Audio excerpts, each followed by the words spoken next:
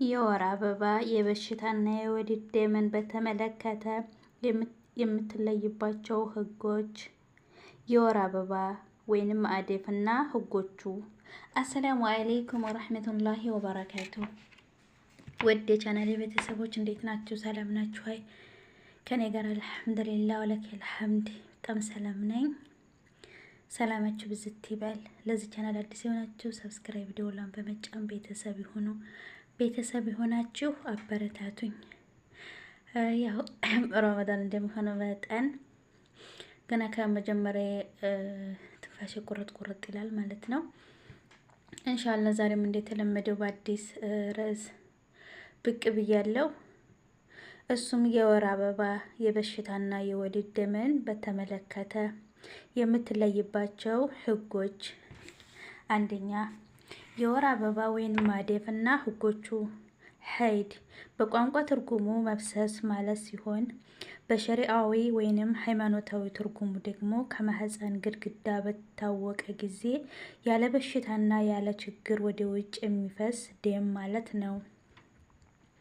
ይህ አላህ ሴት የአደም ልጆችን የፈጠረበት ሲሆን በማህፀን ውስጥ እያለ ለጽንስ ምግብና እንክብካቤ የተፈጠረ ሲሆን ጽንሱ ከተወለደ በኋላ ወደ ወተትነት ይቀየራል። ነገር ግን አንዲት ሴት ያላረገዘች እና የማታጠባ ስትሆን ይህ ደግሞ የሚቀየርበት ነገር ስለማይኖረው ወቅቱን ጠብቆ በየወሩ ወደ ውጭ ይፈሳል። ሴት ልጅ የወር አበባ የምታይበት ጊዜ አብዛኛው ሴት ልጅ የወር አበባ የምታየው ከ9 እስከ 50 ዓመት የእድሜ ክልል ውስጥ ነው። አላህ እንዲህ ይላል፣ እነዚህ ሴቶቻቸው ከወር አበባ የቆረጡ የተፈጠሩ እዳቸው 3 ወር ነው። እኛም ገና የወር አበባን ያላዩ እዳቸው እንደዚሁ ነው። አጦላ 4 እነዚያ ያቆረጡት ማለት 50 ዓመት የሞላቸው ሲሆን እነዚያ ገና የወር አበባን ያላዩ ማለት እድሜያቸው ከ9 ዓመት በታች የሆኑት ማለት ነው። የወር አበባ ያለባትን ሴት የሚመለከቱ ህጎች። በወር አበባ ሰዓት በብልት መገናኘት ክልክል ነው። ለዚህም አላህ እንዲህ ይላል፣ ከወር አበባም ይጠይቁሃል፣ እርሱ አጸያፊ ነው። ሴቶችንም በወር አበባ ጊዜ ራቋቸው፣ ንጹህ እስከሚሆኑም ድረስ አትቅረቧቸው። ንጹህ በሆኑም ጊዜ አላህ ካዘዛችሁ ስፍራ ተገናኟቸው። አላህ ኃጢአትን ተመላሾችን ይወዳል፣ ተጥራሪዎችንም ይወዳል በላቸው። አልበቀራ 222 የግንኙነት ክልክልነቱ የወር አበባ መውጣቱን እስከሚያቆምና እስከምትታጠብ ድረስ ነው። ለዚህም አላህ እንዲህ ይላል፣ ንጹህ በሆኑም ጊዜ አላህ ካዘዛችሁ ስፍራ ተገናኟቸው። አልበቀራ 222 የወር አበባ ያለባት ሴት ከባል ጋር ከግብረ ስጋ ግንኙነት ውጪ መጫወት ትችላለች። ለዚህ ነብዩ ሰለላሁ ዐለይሂ ወሰለም እንዲህ ይላሉ፣ ከግንኙነት ውጪ ሁሉንም ነገር ስሩ ብለዋል። ሙስሊም ዘግበውታል። በወር አበባ ላይ ያለች ሴት በወር አበባ ጊዜዋ ሶላትና ጾም ትተዋለች። ለዚህም ተግባሮች መፈጸም ክልክልና ተቀባይነት የሌለው ተግባር ናቸው። ለዚህም ነብዩ ሰለላሁ ዐለይሂ ወሰለም እንዲህ ይላሉ፣ ሴት ልጅ የወር አበባ ስታይ የማትሰግድና የማትጾም አይደለችም እንዴ? ቡኻሪና ሙስሊም ዘግበውታል። ከወር አበባ የጸዳች ሴት ጾሟን ቀዷ ስታወጣ ሶላትን ግን ቀዷ አታወጣም። ለዚህም ማስረጃው አይሻ ረዲየላሁ ዐንሃ የተናገሩት ሐዲስ ነው።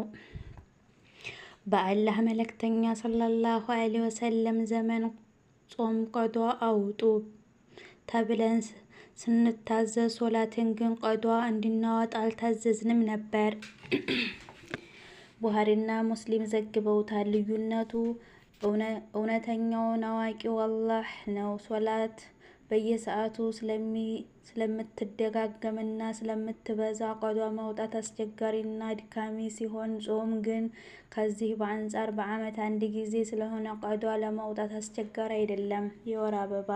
የወር አበባ ላይ ያለች ሴት ቁርአንን ያለ ግርዶሽ መንካት ክልክል ነው።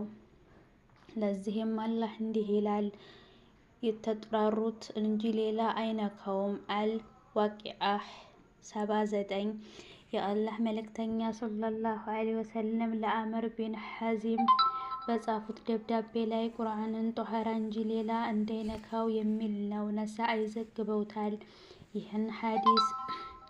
ይህን ሐዲስ በርካታ ቁጥር ያላቸው ሶሐቦች በመቀባበል አስተላልፈውታል።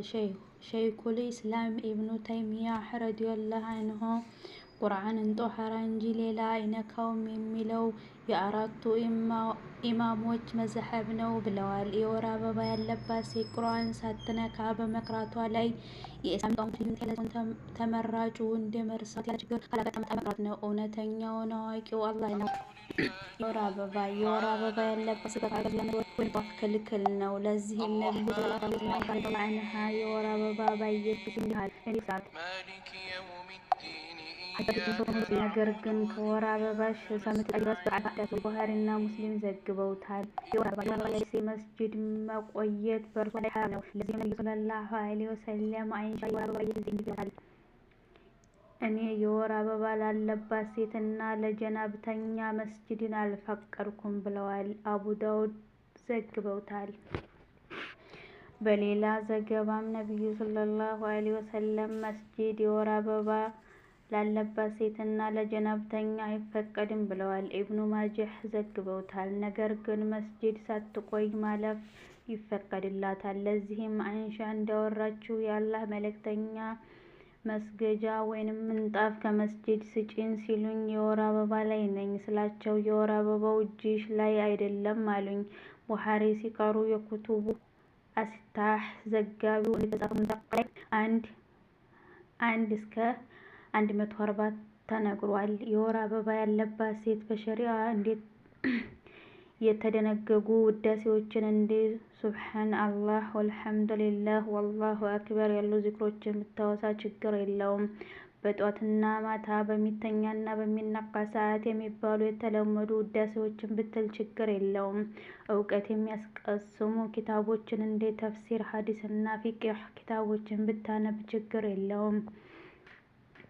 ጠቃሚ ነጥቦች የደረሰውና የዳለቻውን ሕግ በተመለከተ ሱፈት ዳለቻው ወይንም ውዲቃ የለውም። ለመበት መግል መሰል ነገር ሲሆን ጉዳት ላይ የፈረሰ ቆሻሻ ውሃ መሰል ነገር ነው። አንዲት ሴት ዳለቻው ወይም ድፍረሱን በወር አበባ ጊዜዋ ውስጥ ከመጣ የወር አበባ እንደሆነ ቆጥራለች።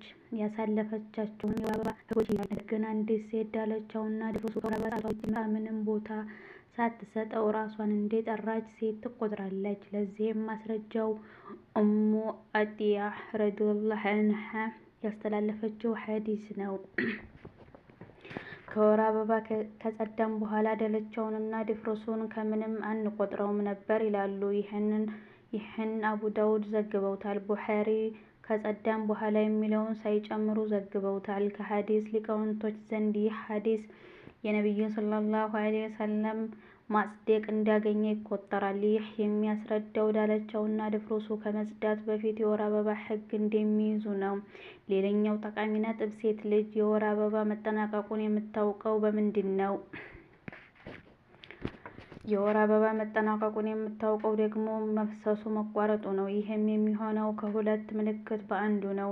የመጀመሪያው ምልክት ቀሰት አልበይዳ መምጣት ነው። ቀሰት አልበይዷ ማለት ነጭ ውሃ መሰል ነገር ሆኖ የወር አበባን ተከትሎ የሚመጣ ነው። ይህ የጀሶ ውሃን ወይንም ሌላን መልክ ሊኖረው ይችላል። ሁለተኛው ምልክት መድረቅ ሲሆን ይህም ቅዳጅ ጨርቅ ወይንም ጥጥ በብልት በማስገባት ደረቅ ሆኖ ከወጣና በላዩ ላይ ደም እና ድፍርስ ወይንም ዳለቻው አለመኖሩ ነው። የወር አበባ ያየች ሴት የወር አበባዋ ሲጠናቀቅ የሚጠበቅባት ነገር የወር አበባ ያየች ሴት የወር አበባዋ ሲጠናቀቅ መታጠብ ግድ ይሆንባታል። ይህም መጽዳትን በማሰብ በመላ ሰውነቷ ላይ ውሃን በመጠቀም ነው። ለዚህም ነብዩ ሰለላሁ ዐለይሂ ወሰለም ለፋጡማ ቢንት አቢ ሁበይሽ የነገሯት ሐዲስ ማስረጃ ነው። የወር አበባ ሲመጣ ሶላት ታይ፣ እሱ ሲወገድ ታጠቢ እና ስገጂ ብለዋታል።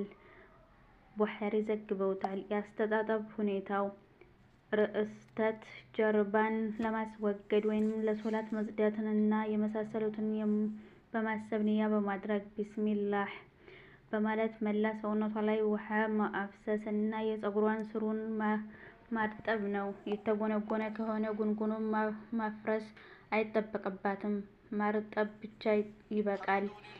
የውሃ ጋር ቁርቁራ ወይንም የሰውነት የሚያጸዱ ኬሚካሎችን ብትጠቀም ጥሩ ነው።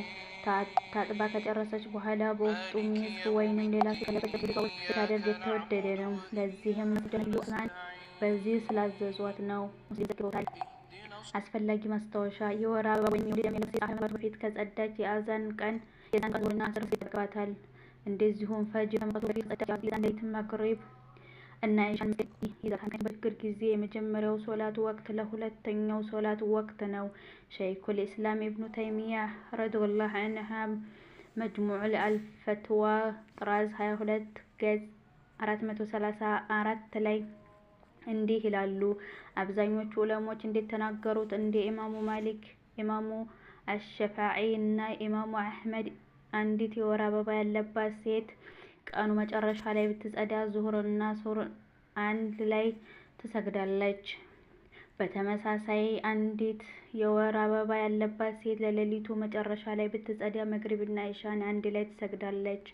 ይህም ከአብዱራህማን ኢብኑ አውፍ፣ ከአቡ ሁረይራ እና ከኢብኑ አባስ ተገኝቷል። በችግር ሰዓት ወቅቱን ሁለት ሶላቶችን ይጋሩታል። በቀኑ መጨረሻ ጊዜ ከጸዳች የዙሁር ወቅት እንዳለ ስለሆነ ከአሱር በፊት ትሰግደዋለች። የጸዳው በሌሊት መጨረሻ ጊዜ ከሆነ የመግሪብ ወቅት እንዳለ ስለሆነ ከኢሻ በፊት ትሰግደዋለች። ንግግራቸው ተቋጨ። ይቀጥላል። በድጋሚ ለዚህ ቻናል አዲስ የሆናችሁ ሰብስክራይብ፣ ደወሉን በመጫን ቤተሰብ ይሁኑ። ቤተሰብ የሆናችሁ አበረታቱኝ። ሰላሙላህ አለይኩም ወራህመቱላሂ ወበረካቱሁ።